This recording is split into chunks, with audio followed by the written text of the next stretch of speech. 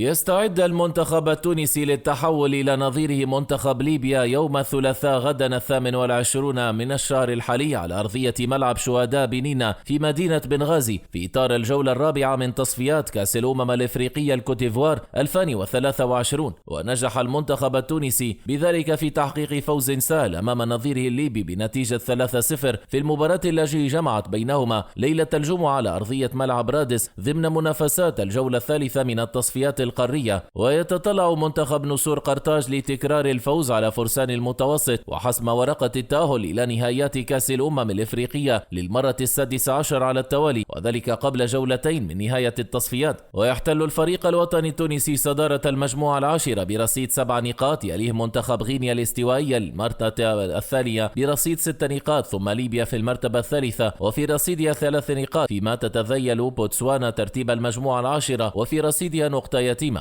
هذا ويعاني المنتخب التونسي من كثرة الغيابات في صفوفه، إذ سيغادر غدا الاثنين إلى ليبيا من دون الثلاثي يوسف المساكني ومنتصر الطالبي وديلان برون بسبب الإصابة. وبناء على ذلك وجه المدير الفني للمنتخب التونسي جلال القادري الدعوة إلى مهاجم النادي الإفريقي حمدي العبيدي ومدافع النادي الصفاقسي على غرام للانضمام إلى معسكر المنتخب. وإليكم أحبابي التشكيل المحتمل لتونس ضد ليبيا غدا في مواجهة الإياب على الساعة 9 ليلا. في حراسة المرمى أيمن دحمان، خط الدفاع لمعلول، نادر الغندري، ياسين مرياح، محمد دراجر أو وجدي كشريدة. في خط الوسط إلياس الصخيري، عيسى العيدوني، حنبال المجبري، أنيس بن سليمان أو محمد علي بن رمضان. في الهجوم هيثم الجويني وإلياس العاشوري. وتقام المباراة غدا الثلاثاء على الساعة 9 ليلا بتوقيت تونس والجزائر، والعاشرة بتوقيت ليبيا، وال11 بتوقيت مكة المكرمة. وستكون المواجهة منقولة مباشرة على قناة البي ان سبورت HD4، وستنقل أيضا على قناة الكاف على اليوتيوب.